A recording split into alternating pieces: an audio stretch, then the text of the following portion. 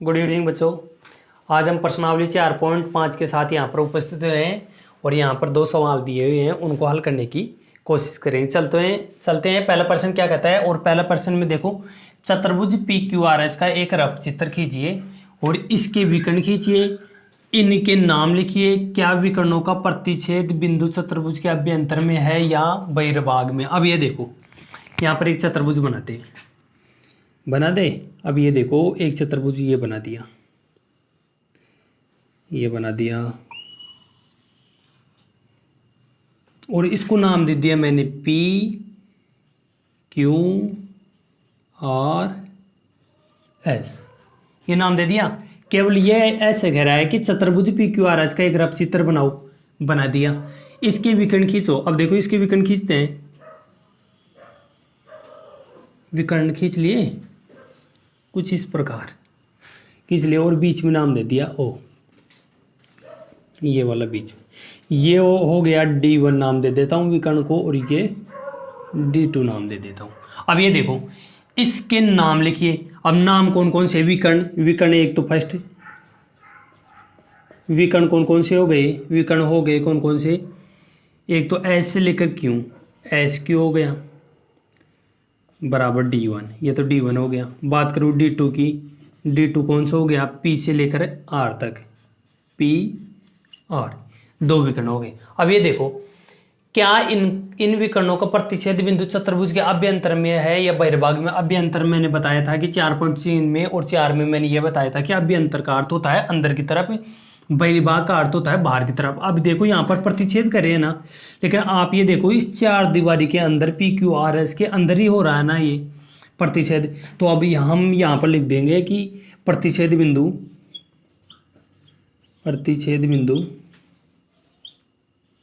बिंदु कहाँ पर है, चतुर्भुज के अंदर है।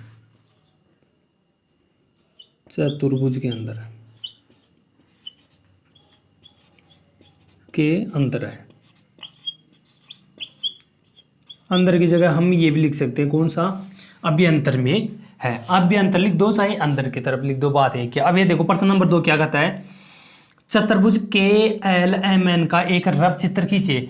यहां पर बनाते हैं हम के एल एम एन, यहां पर बना दिया एक चतुर्भुज इस प्रकार,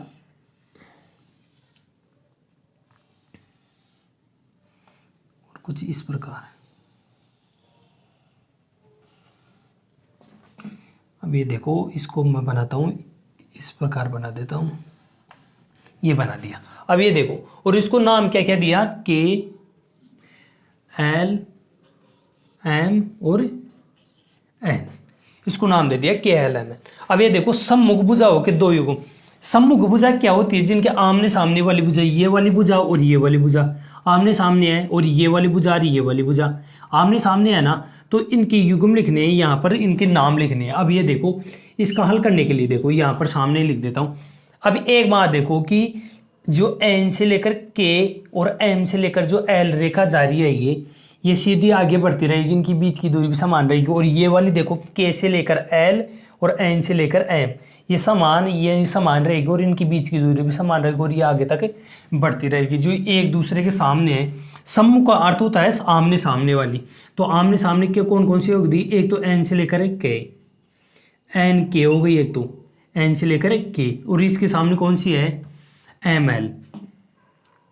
इसका सम्मुख भुजाओं का 2 युग्म लिखने हैं हमको।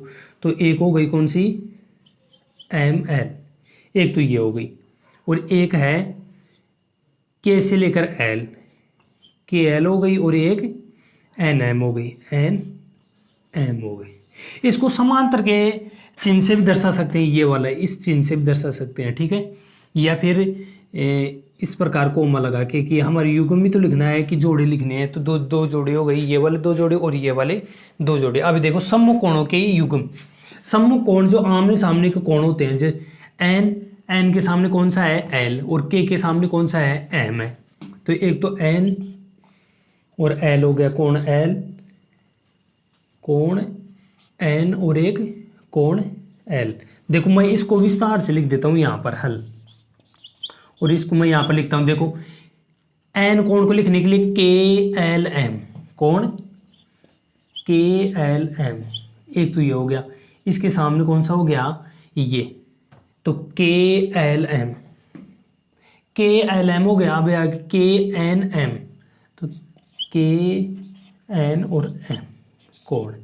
अब देखो ये तो हो गए, और इसके सामने देखो ये कौन सा, के सामने कौन सा है, M है, तो LKN, LK और N, ये कोण का चिन्ह है, ये वाला कोण का चिन्ह है, और ये L है, ठीक है, ध्यान रखना। अब ये देखो LMK कोण LM और K। अब देखो कितने जोड़े हो गए, देखो एक। अब ये देखो इसके दो जोड़े हो गए, ये हो गया LMK, नहीं K नहीं आएगा यहाँ पर, सॉरी, ये आएगा N, तो दो जोड़े हो गए ना। देखो हमेशा जिस कोण को लिखना हो उसको बीच में लेते हैं। M कोण लिया तो KM और N, KM और N, ठीक है, इस प्रकार। अब देखो आसन भुजाओं के दो युग्म, आसन भुजा, देखो बात की जाए आसन भुजाओं की, आसन भुजा वो होती है जैसे आसन यानी कि पास पास वाली भुजा। अब ये देखो इसके पास कौन सी भुजा है, एक तो ये वाली है, और इसके पास कौन सी है, ये भुजा है। तो आप है ना इस भुजा के साथ ये भी ले सकते हो और इसके साथ ये भी लिख सकते हो। अब ये देखो बात की जाए इसके हल की, तो आसन भुजा कौन कौन सी हो गई, के से लेकर N, के से लेकर N, एक तो ये हो गई, और एक हो गई KL, K और L हो गई। अब ये देखो दो हो गई ना। अब देखो इसके दो युग्म पूछ रहा। अब ये देखो बात करूँ N की, M की कर लेता हूँ। तो M के पास में एक तो ये वाली है और एक ये वाली है, तो इसके पास में एक ये वाली है और इसके पास में एक ये वाली है, तो हम एक ही ले लेते हैं। अब ये देखो मैं यहाँ पर लेता हूँ M और N, और एक M और L, M और L, इस प्रकार आप ले सकते हो। अब ये देखो आसन कोणों के दो युग्म, आसन कोण यानी कि कौन कौन से कोण जो पास पास हो। एक देखो इसके पास में एक तो ये वाला कोण है, ये वाला, और इसके पास में एक ये देखो ये वाला। बात की जाए इस कोण की, तो इसके पास में एक तो ये N वाला कोण है और एक कौन सा है, L वाला, तो ये पास पास में। लेकिन बात की जाए इस कोण की, तो ये इसकी क्या होगा, विपरीत होगी, ना कि आसन होगा। अब ये देखो इसको हल करने के लिए हल करेंगे यहाँ पर। अब देखो कोण लिखना है हमको, तो कौन कौन सा है, सम्मुख कोण तो हो ही गए थे, सम्मुख यानी कि आमने सामने वाले। आमने सामने वाले कोण होने के बाद ये देखो ये होगा कोण KN और M, इसके पास में फिर ये हो जाएगा KNM के बजाय KL और M, इसके पास होना चाहिए N बीच में आ गया ना, तो इसके पास में कौन सा है, K है, तो यहाँ पर हो जाएगा NKL, ठीक है। अब ये दोनों पास पास हो गए।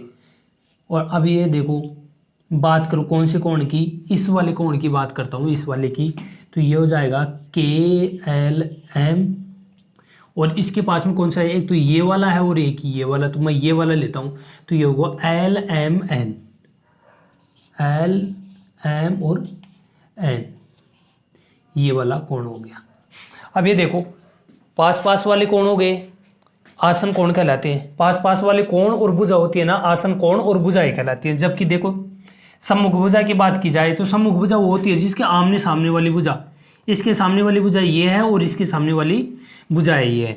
अब ये देखो यहाँ पर प्रश्न 2 पूरा होता है, लेकिन यहाँ पर देखो आपके है ना प्रश्न नंबर 3 भी दिया हुआ है, लेकिन प्रश्न नंबर 3 ही आपके लिए है। आपको क्या करना है, जैसे आपको उसमें दे रखा है कि एक त्रिभुज बनाओ, त्रिभुज बनाने के बाद आप अपने अनुसार ही कोई बड़ा सा त्रिभुज बनाओ, उसको आगे आगे प्रश्न में दे रखा है, लेकिन आप ही को करना है। केवल ये प्रैक्टिकल रूप में दे रखा है, सीधी सी बात कहूँ प्रैक्टिकल रूप में दे रखा है, और केवल स्टूडेंट को ही करना है वो वाला।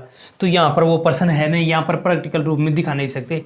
देखो और आपको ये प्रश्न समझ में आया ना, तो इसी प्रकार के यदि आपको कोई क्वेश्चन देते हैं ना, तो आपको उसको आप आसानी प्रकार से यानी कि आसानी से ईजिली से उस प्रश्न को कर सकोगे।